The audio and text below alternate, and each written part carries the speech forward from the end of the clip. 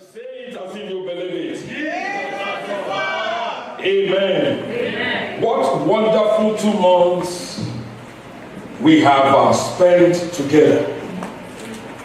I call those 2 months Family and Marriage Enhancement Months. A lot has happened. The kingdom of God is about revelation. And things have been revealed to you. So I bring the word of God to you. Go and do likewise. Say, we have to act according to the light we have. Anything that you have received that you know yourself will benefit your relationship, your marriage, your home, as a father, as a mother, as a single mother. Go and apply them. And keep applying them. Amen. Amen. Men have not spoken to you these 2 months. God himself has spoken to you. Hallelujah.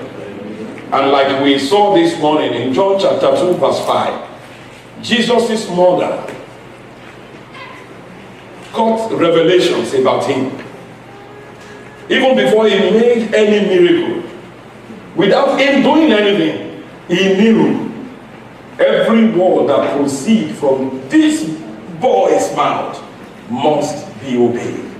So she gathered a group of servants together and said, watch him, you two watch the word. The word has been delivered to you. And she went ahead and said, whatever he asks you to do, don't debate it. Just do what? Do it. Don't subject it to debate. The opinion of men is irrelevant. May I say the opinion of your parents are irrelevant regarding the word of God? In the area of family, raising children, being a godly mother, being a godly father, or in your marriage, or even how to relate with members, your extended family, your nuclear family. The word of God is clear and is not to be debated. We are simply to do it. Because it is not the hearer. It is not the note takers. It is not even the church attendees. All those things are good, that are blessed. Jesus said, the one that does the word, the one that does the word, this one shall be blessed. In what? In what? To be blessed in what? Bible student. In whatever they do. You want to be blessed? Go and do the work. He didn't say the one that pray. He didn't say the one that fast, even though you will fast and pray this week. But if you are fasting and praying without doing the work, it's just hunger strike. Jesus said, the one that practices the word shall be blessed in all they do. Let's take the word and be a doer. Hallelujah. Hallelujah. Hallelujah. Hallelujah. The assignment that he gave me to do today, I need you to pray for me. Hallelujah. Hallelujah. Because I will do it. I made up my mind I will do this. Amen. Amen. Hallelujah. Hallelujah. It's the making of an effective leader. Put it in my heart to take the whole church through this teaching. It has some semblance, some bearance on family, being a leader in your family, and even in your marriage, in your community, at your place of work.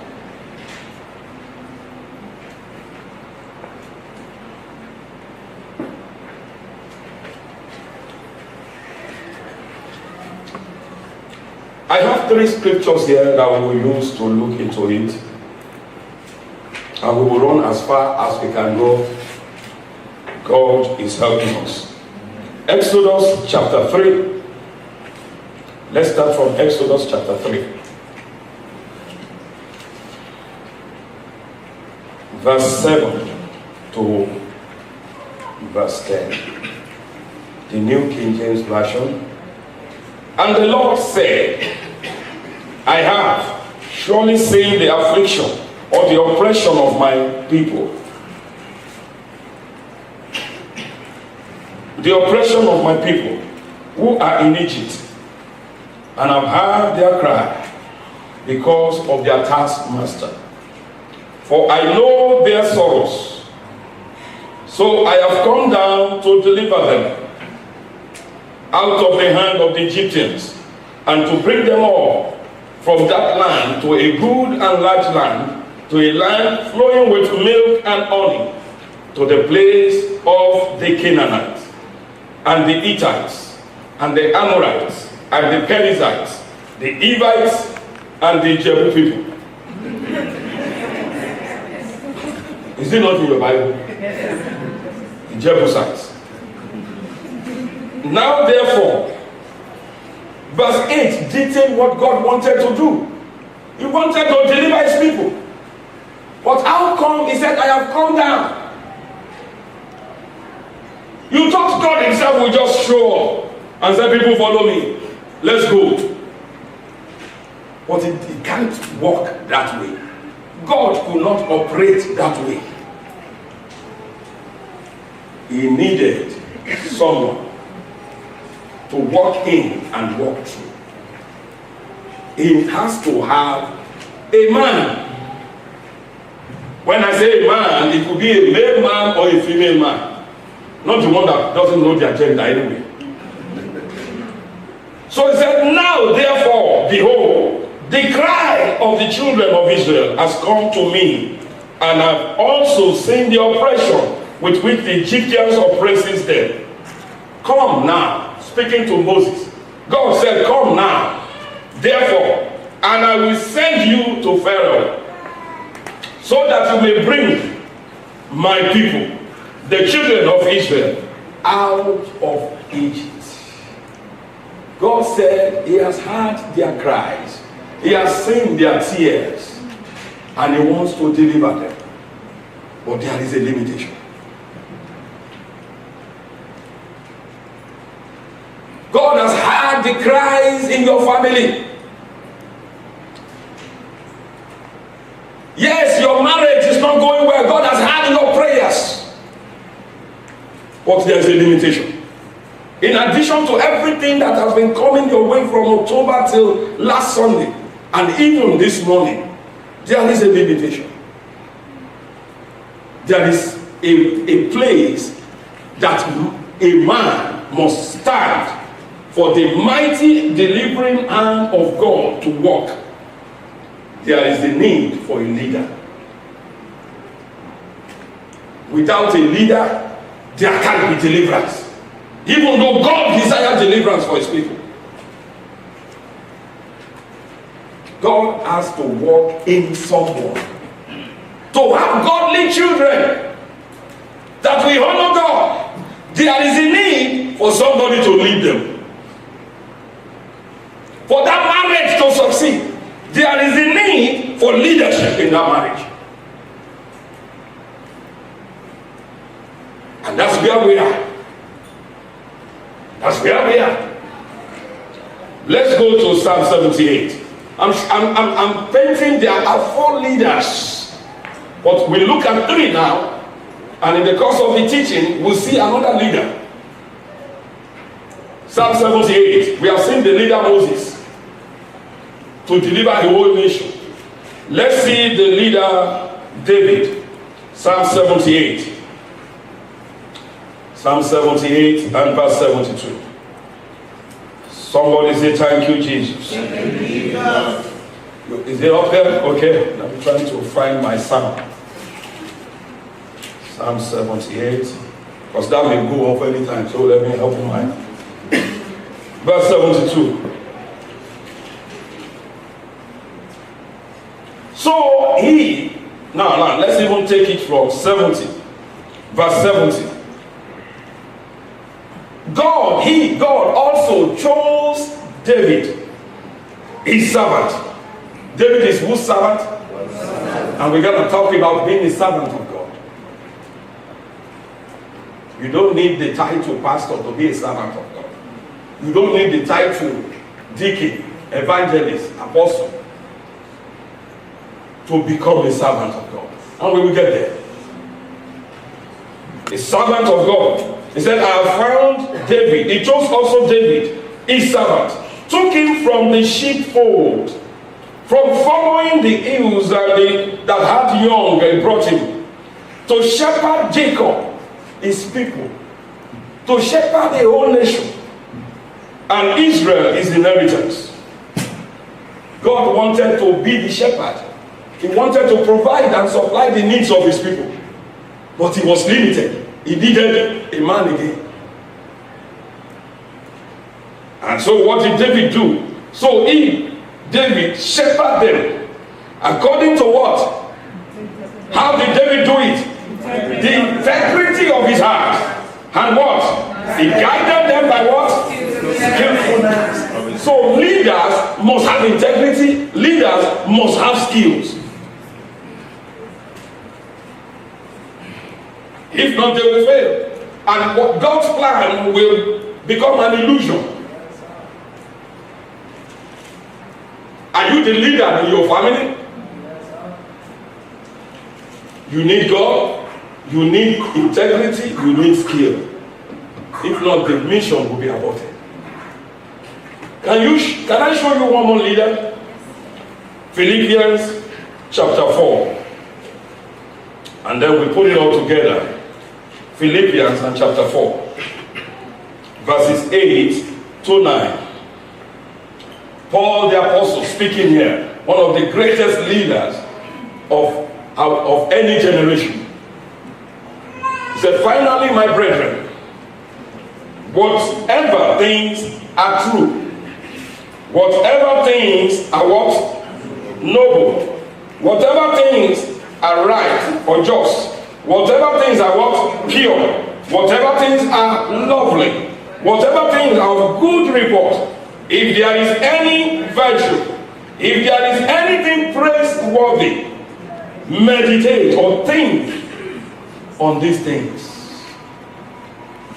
And we will see where that goes in the place of leadership. But verse 9, look, the things which you have learned and received and heard and saw in me, what are you supposed to do with them?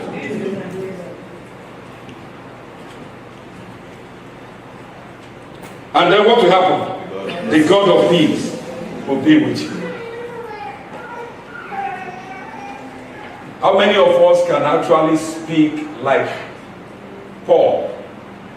The things you have learned, that you have heard from me, that you have seen in me, saying to your children, do. And I guarantee you God's peace will be upon you. How many of us in leadership position, either in the home, in the church, or in the community, can say that? Can you tell your children to do what you are doing? And you are sure they will end well. In other words, leadership is a mirror. Leadership is not really what you say or what you present to say or pretend to do. Leadership is who you are, what you mirror to people. Hallelujah. Hallelujah. So let's take this course in leadership, because I believe everyone that I'm looking at, and those that are on the internet, and those that will see this video or hear the video, the audio, or see the video anytime from now, you are a potential leader, and you need to know what to do. You must know yourself. What is leadership? Or who is a leader? What is leadership? I have 4 definitions out of abundance of definitions out there. Our old Pastor Dio, in one of our teachings a year ago on leadership, said that leadership is someone who has followers. Warren Bennis, a great man, one of the great teachers on leadership, said leadership is the capacity to translate vision to reality. The vision you have for your marriage, the vision you have for your home, the vision you have for your business. If you don't know how to take it from the vision state to reality, then you have a problem. You need a leader. God has a vision of delivering his people, but he needed a leader to make it reality. John Maxwell, another great teacher in leadership, said leadership is simply influence. Nothing more, nothing less. Are you in a position of influence where you are today? Do you know whether you are the man or the woman in the marriage? You influence each other. Whether you are the mom or the dad, you are a point of influence to your children. Many times the children will not tell you what they see in you, but they copy what they see. They copy what they see. So you are a leader. Hallelujah. I'm telling you, even if your child is a 2-year-old, he's seeing something in you. She's seeing something in you. And you are influencing their tomorrow. Lastly, Dr. Mensa Otabi said leadership is a process of influencing others to realize beneficial aspirations, so that you don't lead them in the wrong path like Adolf Hitler. Adolf Hitler was a leader too, but he led people in the wrong path. So he qualified his own for beneficial aspiration. That's a good leader, like Jesus Christ, like Paul the Apostle, like David, like Moses, for beneficial aspiration. To realize a God-given destiny or idea. Amen. Amen. Leadership requires a lot from a person, whether in the marriage, in the home, or in the church, or in the community. It requires a lot from the person. Leadership is demanding and it is complex. So, like Bishop Adejumo said, to be born, when you were born, is not your choice. To be a child of God is a choice. To be married is a choice. Anyone could father a child or mother a child, but to be a father is work. To be a father, to be a mother is work. To be an effective leader is work. One of the myths out there is that leaders are born. It's a lie from the pit of hell. Leaders are not born. Leaders are made. Leaders are made. Opportunities will be given to you, like it will be given to everybody. But what you do with them will make you either an effective or ineffective leader. Why do we say we have dysfunctional homes? Because the leaders were ineffective. They lack skill.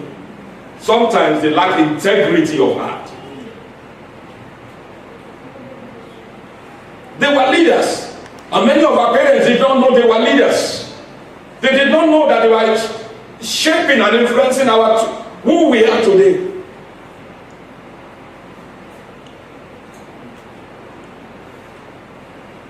A father that walked out of his marriage, abandoned the woman and the children, is a dangerous leader. It's not worthy to be called a leader. A woman that walks out of her marriage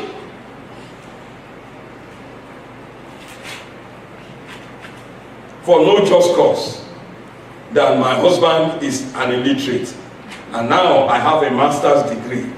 I don't want to be seen with a man like that anymore.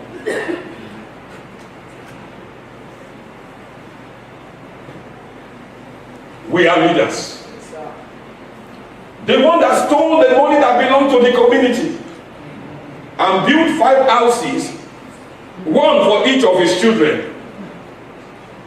So his children, he may be a good father, but to the community, he's a terrible leader.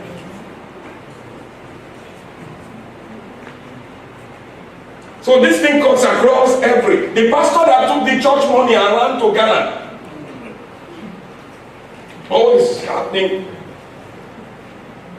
Or the one that takes the daughter of a member in the church and impregnates her. Was trusted, he violated the trust. So we are seeing why this is important. Because the church is made up of families. Families are made up of marriages. And before people get married, they come from families. And they get married in the community. So this thing they are tied together. We are only separating them these 2 months so that we can study them. It's just one ballpark. And one affects the other. One affects the other. If the marriage is in trouble, the home is in trouble. If the homes are in trouble, then the church is in trouble. If the church is in trouble, the nation is in trouble.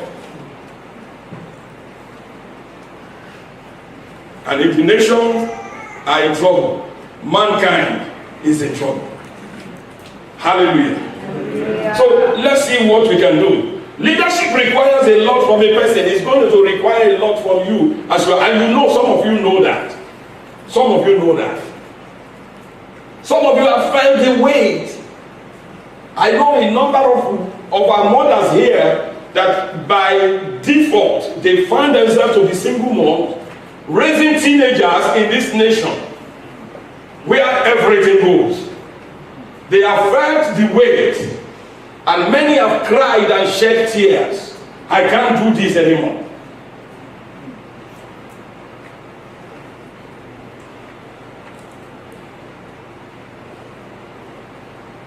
Hallelujah. Hallelujah. Listen to this. Leadership entails the willingness to put oneself at risk. If you are going to be an effective leader, you have to open yourself up to risk. To be an effective leader, you must have the passion to make a difference with other people. You must have the desire, the burning desire to touch people and make their lives better, even when they don't know what you are doing. They could be your children, they could be your neighbors, they could be your family members. It's being dissatisfied with the current reality. I don't like the dysfunction I'm seeing in my home. I'm going to do something about it instead of just talking about it. Leaders don't just talk about issues. They do something about issues. Your husband is wayward, is not good, and all you do is talk about it. You are failing in your duty as a leader, as a wife. What are you doing about it? Your wife doesn't know how to cook. And all you do is take phone and tell everybody that cares to listen. Now don't believe what you see. She cook rice, you can't eat it. What are you doing about it as a leader? In the church, nothing is working. What are you doing about it? The bathrooms are messed up.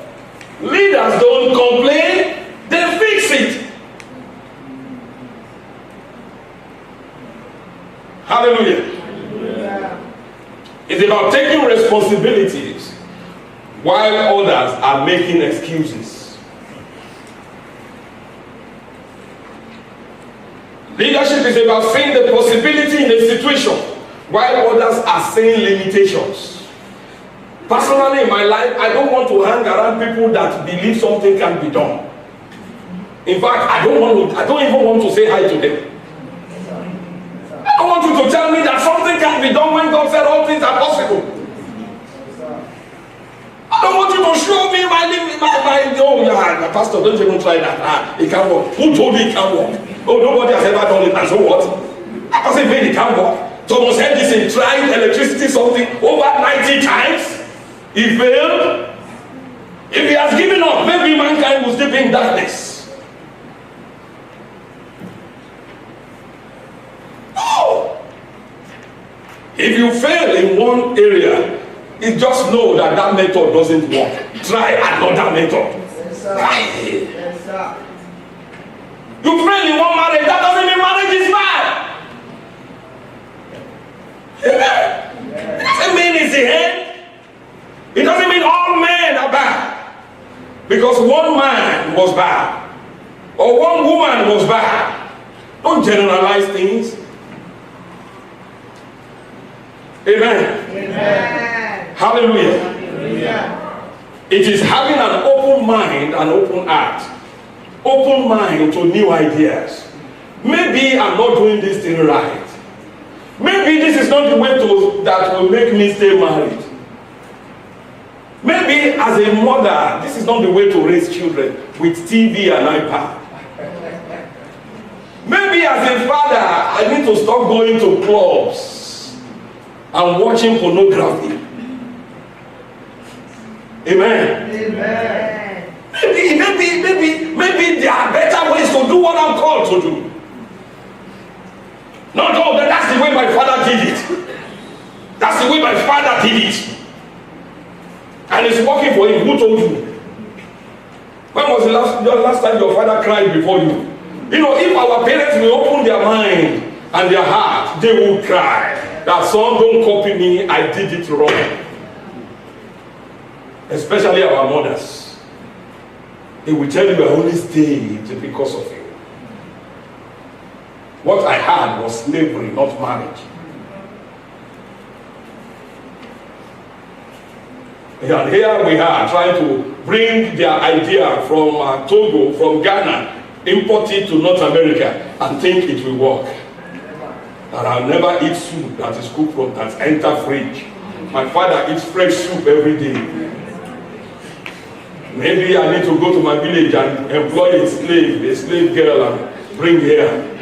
And within 6 months, the slave girl will run to shelter. That man is making me a slave. Amen. Maybe beating your wife physically is not the way to go, even though you saw your daddy slapping your mom. Maybe that is not the right thing to do. Because my mom never talks back to my dad. The day you do it, boom, boom. I must put the fear of God in you.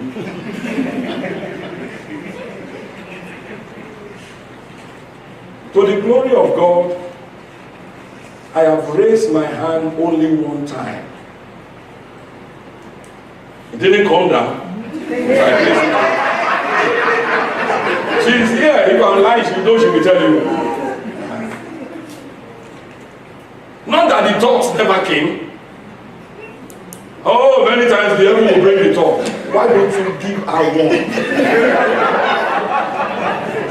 Especially when you are married to a woman like Pastor D. Why don't you give her one? But immediately you better be casting out that thought. And if you have done it, that doesn't make it right. It doesn't make it right. You know what they used to tell us is only a man that is less than a man that picks a fight with a woman. You want a fight, go get a man your size. And go to the back of the house and walk it out. Like Pastor Chuk will do in those days. That they will rent him to go and hallelujah. I have read of pastors that will beat their wife in the morning, tie her to the bedpost, come to church and preach. Pastors, yes. Not fictions. Deal with her mercilessly. and chain her to the bed. When I come back, I'll meet you there. And come and preach. So when you go to that kind of man and say, my husband beat me, what do you think he will say? What did you do to me? You to shut your mouth. Why didn't you talk to me? Amen. Maybe there are better ways. That's the purpose of these 2 months. Maybe there are better ways. Let's be open. We live in a different generation. Our children are living in a different generation than our own. Amen. Amen. But the word of God is transgenerational. Any generation, it will always work. Amen. Amen. It is evoking in others the capacity what? To dream. In your house, are you inspiring your spouse to dream? Your children to dream? Give me 30 minutes with your children. I will ask them what they want to be in the future. What am I doing? Creating a desire to think about tomorrow. I want them to think and dream. When was the last time you inspire a dream in people around you? Or the ones they tell you,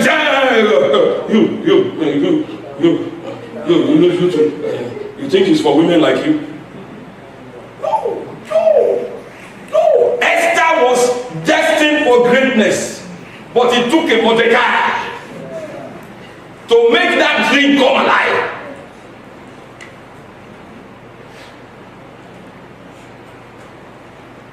Inspire dream in your spouse. His ability to submerge your ego, especially women, for the sake of what is best. How about washing the dishes? How about showering the children? How about cooking meal? Submerging your ego. At least your mother-in-law is not here. It's not, they don't live with you. Even if they live with you and say, you are the one cooking food. Mommy, this is our house. And me and my wife, we have an understanding. It's my turn to do it. How about taking out the garbage? Or just telling your wife, that's his woman's job. And your own job is to hold the remote and flip channels. Oh, there are men that do that. No, my daddy never washed plate. Why will I be washing plate? Or your mother-in-law stays with you and says, hey, your wife, did she cook vegetable for you? Or is it ogbono? Now you are the one washing plates. Your daddy must hear this. Tell mama, come. Sit down. Let me tell you, this is my house. And me and my wife, we are partners. We take turn. I like the men in this church. They take turn. Can we clap for the men? Amen. They take turn. Amen. And if you are a man, you don't know, you have babies, you don't know how to take turn, you can see Pastor Chus. It is turning dreams to reality. Leadership will demand the capacity to care. And in caring, to liberate ideas and energy and capacities of others. Liberate the ideas. Show them you care. One of the things that was drummed into us even before we left Chicago is that nobody cares what you know, how many scriptures you know, unless they know you care. Bishop Oyedepo said, it's not the teaching that makes people stay, it is the touching. You are head of department, people around you, you don't know how many children they have. Talk less of knowing their birthdays. Even as a married man, you forget your wife's birthday. It shows you don't care. You may leave 10,000 every month as food, grocery money. But you forget her birthday, you simply don't care. She is a property to you. I have to go learn it. There was a time I went to buy.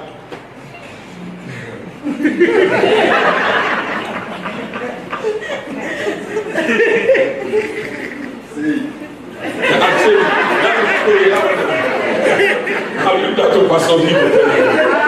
Thank God you didn't mention that. Holy Spirit permits me not to say it. Thank you, sir. Amen. If you need to write it down, know your wife's size. Write it down. The shoe size, the skirt size, write it down and carry it in your pocket. They ask you what's your wife's size. Say, hey, let me go and check. You don't care. To tell myself the truth, do I really care? If I really care, then I need to know certain things. I must know certain things. I used to be a very, I used to think spiritual. And my children, they know better now because they know they don't need to remind me about their birthdays. But there was a time I just said, oh, those things are not. Then I began to learn, if I really care about this family, how come I forget their birthdays? If I am going to be an effective leader, I must not forget their birthdays. Even if I'm not giving a gift, I must at least be able to say happy birthday. And let them know I remember and I care. I must be able to find out what they want to do and help them to achieve their dream, not my own desire every time. Their parents, their men, all they care about is what they want. So when money comes to the family, it's that shoe I must get first. As a leader, you must be able to take the backstage. Let others see joy, see smile, put a smile in their face. What can make these people to be happy? Let me do something to make them happy. You must be able to put your own desire back, not put yourself first every time. If in your house you are the one that eats first, then you are not an effective leader. Say, hey, before to start, let me get my home. No. Just simple things like that goes a long way to show you care. Even if the food will not be enough. Okay, you take your own hour. And they tell you, Daddy, you sure this will be okay? Yeah, it's going to be okay. And you know it's not okay. When they are not there, you take Gary to shock you. That's a leader. That's a leader. That's a leader. What makes marriages, homes, and organizations successful is simply, I thought about it and I did research about it. Is it the prayer life? Is it that God picks families that will succeed or marriages that will succeed? When the Bible says God is no respecter of person. And I discover from researching and looking at the people that I know that are succeeding is simply the quality of leadership. Every home that succeeds, every child that turns out right, you look at the leadership in the home. Every church that is effective, you look at the leadership structure. Everything rises and falls on leadership. Everything. All that we have been taught from October till now is only a leader that will not say, oh, we always talk about this every year. A leader will begin to put each one of them into practice and see his home, his marriage transform. There are three things that makes leaders successful. Vision or drive. Desire to pursue that drive or your vision. And then the determination to give it all it takes. I call them the 3 Ds. And each one of us must have this. If your desire is to succeed in Canada, God's way, not the world's way, you must have a God-given vision. Why are you here in Canada? That will push you out of bed. There are people that are in this nation, even before they left their country where they came from. If you are not born here, they told God, I will serve you. But when they got here, they put God in the backstage. It's all about them now. It's all about getting those vehicles. It's all about building that house, making it with dollars. And God is an amazing God. He will allow them. He will lead them. to forgo what his plan is, the agreement he had with them, to pursue their own end. But there is a cost. Because sooner or later they will need God. And God will tell them, you have abandoned your first love. It's a revelation.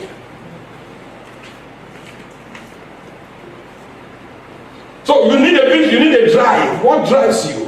Why are you in church today? Is it because pastor will call you if he doesn't see you? You need a desire to give it all it is. You are married to that lady. You need a desire to make that marriage work. In spite of the imperfection of your spouse. In spite of the imperfection of your children. These children must succeed. This home must make a difference in the community. And we need discipline or determination. Paying the price. You see, I'm meditating on what is the difference between price and cost. Every item in the stock, they put a price on it. And I was saying, Lord, there is a difference. Because the Holy Spirit, quickened him, there is a difference between price and cost. There is a price for success. But the price is the tag on it. The cost is the sacrifice you make. Because the Holy Spirit explained to me, how does this affect me? He said, see, at times you pay more than the price they put on stock to get it. Amen. It's the cost. How desperate do you want to succeed? You are ready to pay the cost. Are you ready to pay the cost? To make your marriage succeed? Or you just want to try, and if it doesn't work, you're already getting a lawyer on the side for divorce. Or you're already chewing the idea of divorce on your lips. Please, divorce is there. You are not ready to succeed. Those who are ready to succeed, they take divorce off the table. They even pay more than the price for success put on it. They give it all it is. It's a commitment to the institution. Let me jump to things because I need to stop. In the school of leadership, growth is a must. Because if all the grammar I spoke, I just leave it there, you will not know what to do. Growth is a must. To be an effective leader, you have to grow. Say with me, I need to grow. I need to grow. What does it mean to grow? To grow is to increase your capacity. Your capacity to handle issues. Your capacity to make decisions. Your capacity is portable. It's like a bag. You carry it with you. But you can increase it. It's elastic. Amen. Growth, capacity, and increase, they are spiritual in nature. Isaiah 37:31. Isaiah 37:31. Quickly. Isaiah 37:31. Isaiah. And the remnant who have escaped of the house of Judah shall again take root downwards and bear fruit upwards. That is growth. So to grow, it is spiritual. You have to take root and shoot up. But did you remember it takes taking a root? Your root determines your ability to withstand things. If your root is shallow, that shows the kind of family you have.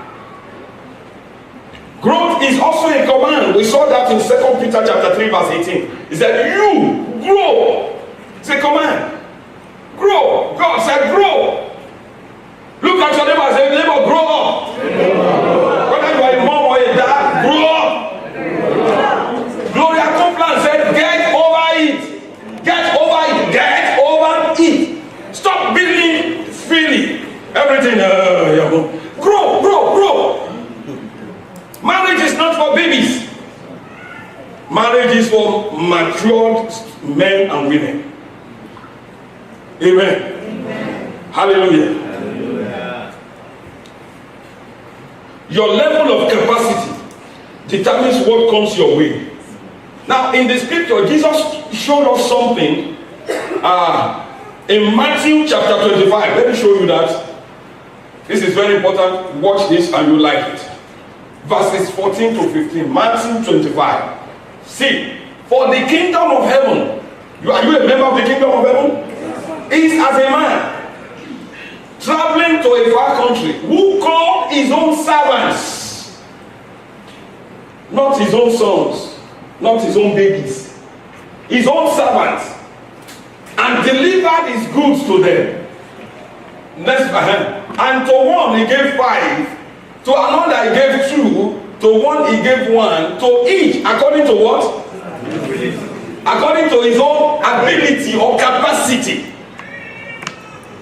What God will allow to come to you is a function of your capacity, ability.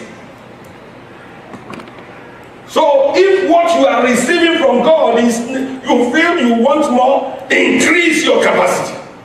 Because God is not a killer. He will not give you beyond what you can handle. And many are complaining today. God, you have been right. Look at that brother. You give him everything. Think very well. The one he gave you, what have you done with it? And it's not a waster. If you can't handle 1, why will he give you 2? As a pastor, if I can't handle 100, why? If it doesn't matter what I pray, even if I move my house to the mountain and be sleeping on the mountain and be beaten by all kind of bugs, God will not give me more than 100 people, because that's all the capacity I can handle.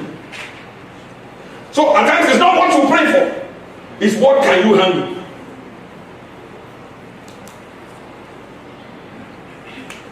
How to grow. Number 1, unbroken communion, fellowship with God. John 15 verses 4 to 5. This is how to grow. Growth is a command. You must grow. Where you are is good, but you need to grow. You need to grow. So number one way to grow is your unbreaking fellowship with God. John 15 verses 4 to 5. Quickly, abide in me and I in you. As the branch cannot bear fruit of itself unless it abides in the vine, neither can you unless you abide in me. Verse 5. I am the vine, you are the branches. He who abides in me, and I will also abide in that person, will bear much fruit. Growth, increase. For without me, you can do nothing. He didn't say you may do nothing. He said you can't. You may go and try to prove that scripture wrong. But it's better to accept the scripture. And he said grow. Amen. Amen. Amen. Amen. Number 2 way to grow. You must have a plan for growth. A plan in place. Growth is not accidental. It just doesn't drop like mangoes from a ripe tree. Oh, I just find I'm growing. No. If you are not leading Bible study in your house, begin to study the Bible so that you can teach others. If you are not praying, a whole week goes by, you don't pray. Begin to start from today and pray. 5 minutes to go. It's part of growth. It's part of growth. If you are absenting yourself from church, stop it. Because coming to church does not help the pastor. It helps you to grow. If you come to church once a month, you yourself assess and you make excuse and live far. There's a woman, she's still in our church in Chicago, Deaconess. Where is that place? Waukegan. It's over an hour drive to church. Since I've been a member of this organization for about 20 years now. 1998 to now, 20 years. She's been there longer than that. About 23 to 24 years. This woman has been there before you. She drives. Single mom. She drives through snow every Sunday, every Wednesday, every night vigil. Let's just assume 25 years. She's still there. Instead of making excuses. Oh, my house is far. Do you know who you are?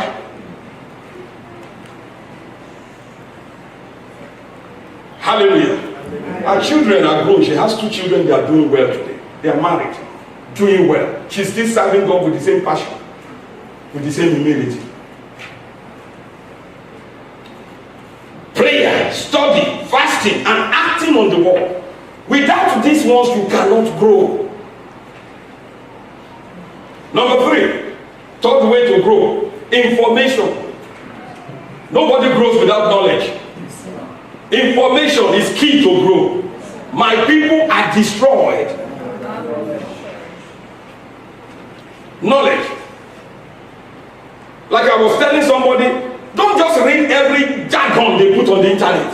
Anybody who post anything on the if you want to make a bar, just put Gary and put water and Gary together and put it on the stove and stir it. You know you make a bar that way. But is that the right way? Somebody post that on the internet. The internet is full of junks. Look for the right information. Don't go to a barber to learn Don't go to a barber to learn carpentry.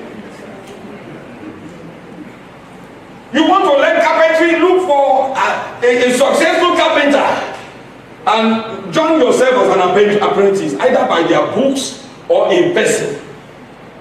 Don't just read anything. Anything out there, find out who wrote it, what have they accomplished. If they have not accomplished anything, don't go to their website again. I don't read nonsense.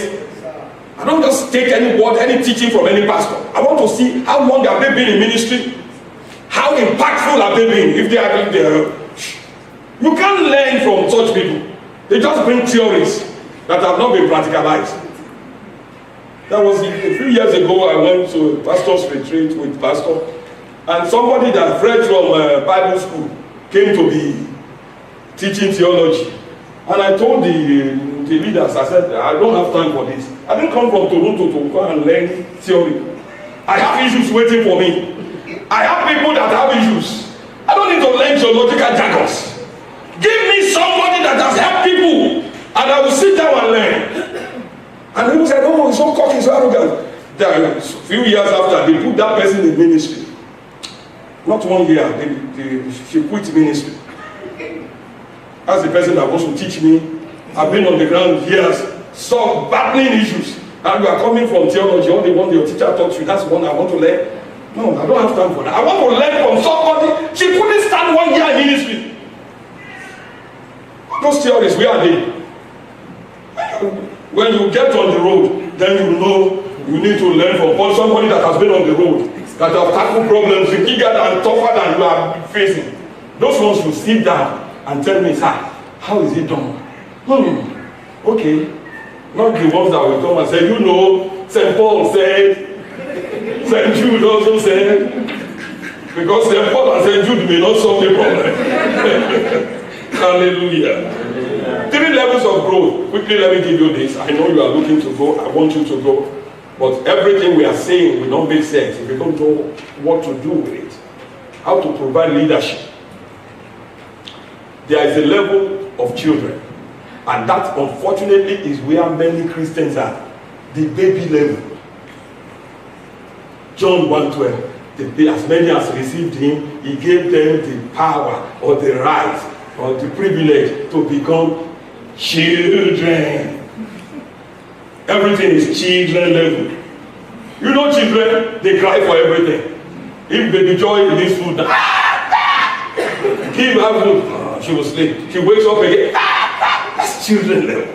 She can't make anything by herself. Everything has to go to the mouth. The mouth is the filler. Then there's the sonship level. I used to think this is where it ends. That will become, said the world is waiting for the manifestation of the sons. We are sons now.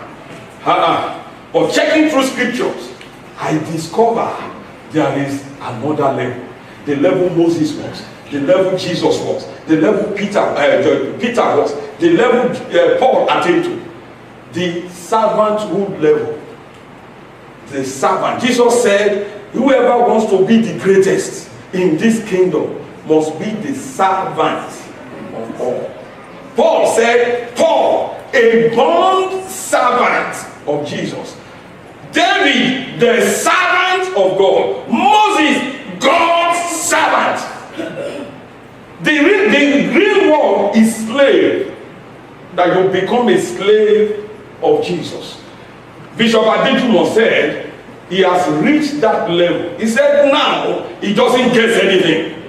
If it's not from God, he will not go near it. That is a servanthood level. that your life is controlled and dictated by the Holy Ghost. You don't do anything. It doesn't matter who is doing it. You wait for instruction. That is the level Jesus was. He said, I cannot do anything. You know that I don't do anything unless I receive instruction. And until he receives instruction, he stays where he is. He doesn't say anything, doesn't move anything. No personal opinion. But when God says move, you can't stop them moving. That is the highest level. That's where we need to get to. That in your marriage you become a servant of God. In your home as a father, as a mother, you become a servant of God. In the community, we become servants of God. That is the way we can shake this nation for Jesus. And that's where we are going. But we have to grow there. Nobody is born there. Jesus had to grow. He suffered through the things. He learned obedience through the things he suffered. He had to grow, and growth is a lonely process, is a painful process, is a deliberate process. That when others are going to party, you sit down with CD or with tape, and you are listening, if you still have tape, or with books. That is the growth cost. It's gonna cost you cutting off your unbelieving friends. It's gonna cost you being in church. One of our men here said, in Nigeria, he's in church every day. So when he came to Canada, he has to come to church 3 times a week. He says, that's even better. He was there. In Chicago, we are in church almost every day. Almost every day. You come and you come only on Sunday and you're already looking at time. You are not ready to grow. Staying with God is, you can't time it. It's an investment in your future. Amen. Amen. Growth is painful. You know how you grow your muscles. Is it painful or not? Those of you that go to gym. If I ask you to show your, I want to know who goes to gym, show your biceps now. You will see some ones. I know this one, they sleep in the gym. And they carry those things. And but they carry it. Amen. Why? Because they want to grow something. You break something to grow something. The same thing in your spirit man, your life. You have to break something. You have to pursue it deliberately. Don't give room to excuse. It's for babies. Hallelujah. Hallelujah. Let me go to conclusion. Because we need to move on. God's plan and agenda for your life, for your marriage, and for your home is just starting. Did you hear me, please? Amen. Where you are, the mistakes of yesterday is gone. It's in the past. So tomorrow starts from now. These 2 months, let them count. From today, begin to take steps to make these last 2 months count. Lord, give me another chance. From today, I commit to these things. Redemption puts you in a position of leadership. In your marriage, in your relationship, in your home. Redemption, you are a child of God. You carry Jesus' DNA in you. So you are a leader. By default, you are a leader. But you may not succeed unless you do what it takes. Let us take the responsibility for our personal growth and fulfill our God-given destinies. Brethren, with everything that has opened up to you and I these 2 months, I positively am believing God.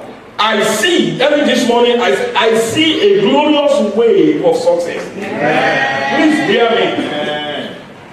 I see a lot of people attending the 10 o'clock prayer time now, the 10 a.m.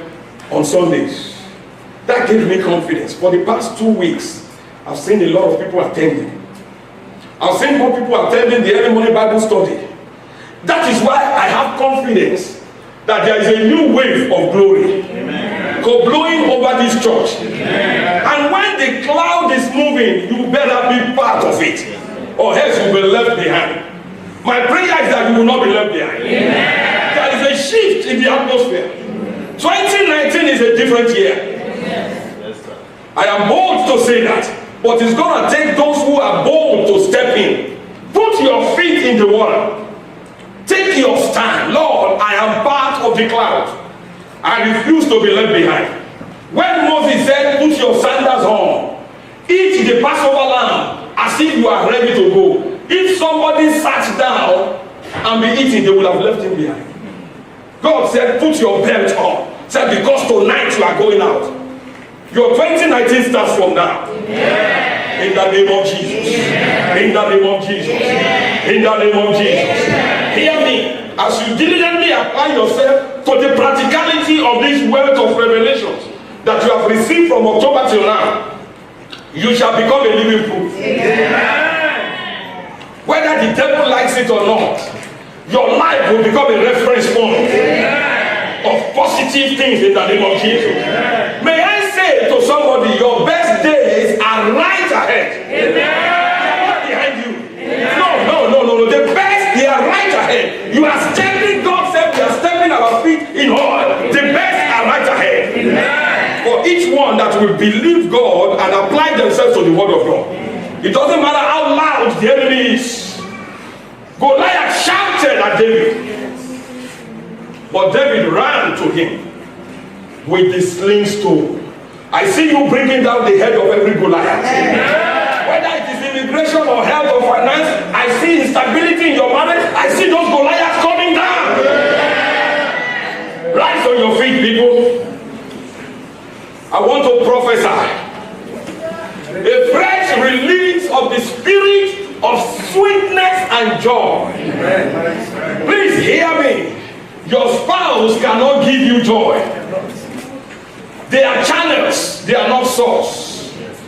If the channel is not connected to the source, those that are waiting on the channel, they are waiting in frustration. But I see every connection to the source of sweetness and joy. In every marriage, in every home. I see those connections being reconstructed today. You believe in give God, they believe in it. I see those pipes being fitted back. In the name of Jesus. From this day forward, your marriage will not know sorrow. I say to you, man, from today, sweetness is in your home. In the name of Jesus. You are going to pray one prayer. And then we will go ahead and take offering. I'm so excited. I'm on fire for what God is going to do. Marriages are being restored. Relationships are being mended. Those that the first one did not work, I see the second one being better than the first one. In the name of Jesus. I see that brother locating you. I see the sister stepping in to find you. I see the babies coming. I see your spouse in this nation. You have waited long enough. In the name of Jesus. Isaiah 41 verse 10. Isaiah 41 verse 10. Help me out, Haiti, please. God said, fear not, for I am with you. And if God be with you, upon you. Yes. He said, be not dismayed. I am your God. I am your God. If God is your God, the foundation is set. Your marriage will succeed. Your heart will be good. Your children will be great. He said, I will strengthen you. Are you feeling weak? There is strength for you. I have come with a message of renewal of strength for somebody. Where you are weak, you become strong from there. He said, yes, I will help you. There is help coming your way. There is help coming your way. There is help coming your way. They have owned you. They have called you failure. They have called you barren. They have said, can anything good come out of you? Just like they said to Nazareth. For the Messiah came out of Nazareth. I see something great coming out of you. Lift your voice and say, Father God, I thank you.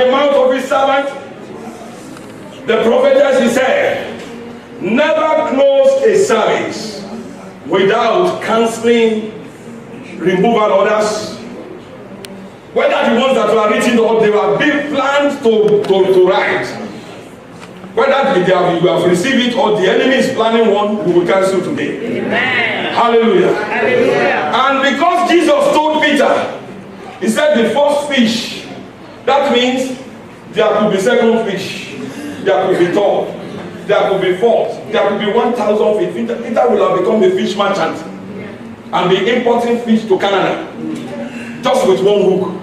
Amen. Amen. I am going to be a bit smart. Refusal orders that they will say no to your application, we will cancel it. Because if there is grace to cancel removal orders, the same grace will cancel refusal orders. So therefore, in obedience to the instruction of the Almighty God, for the word says, who is he who speaks and it comes to pass? When God did not command it, he commanded this one. And he said, you shall decree a thing, and it shall be established. I decree, as God's servant to this house, every removal order, whether they have been written or in the process of being written, I cancel you. In the name of Jesus. You will not see the light of the day. I said confusion. Like in the book of Chronicles, to every immigration officer that wants to afflict and touch any member of this house with regard to immigration, receive confusion in that. Amen. And everyone that is planning to refuse the application of any member of this church, we stand on the efficacy of the name of Jesus and take my place as God's called servant this afternoon, and I cancel every such thought. I command a status change. I say to the people waiting, welcome to Canada. Jesus and God our Father, in Jesus' precious name. Father, we have consumed your word. I feel like your people that we can step out of here and chew nails and nothing will happen. For your word is like fire that is shut up in our bones. I pray for the grace that this fire will not go down. That you keep your fire burning in us, O Lord. To see that there is nothing impossible to us. The boldness, such as was given to them in the book of Acts, I pray over your people that in their respective callings and assignments in this nation and beyond, the spirit of boldness will rise up and live big with it. Challenge the status quo, to bring down the head of every Goliath, and to lift up the name of Jesus. Receive it in the name of Jesus. And to you, our Father alone, shall be all the glory. Lord, by the spirit of faith, we receive all that you have for us. In closing out 2018, let this year be crowned with your bounty. Let our cards overflow with your money. In the name of Jesus. Thank you, our Father. We bless your holy name.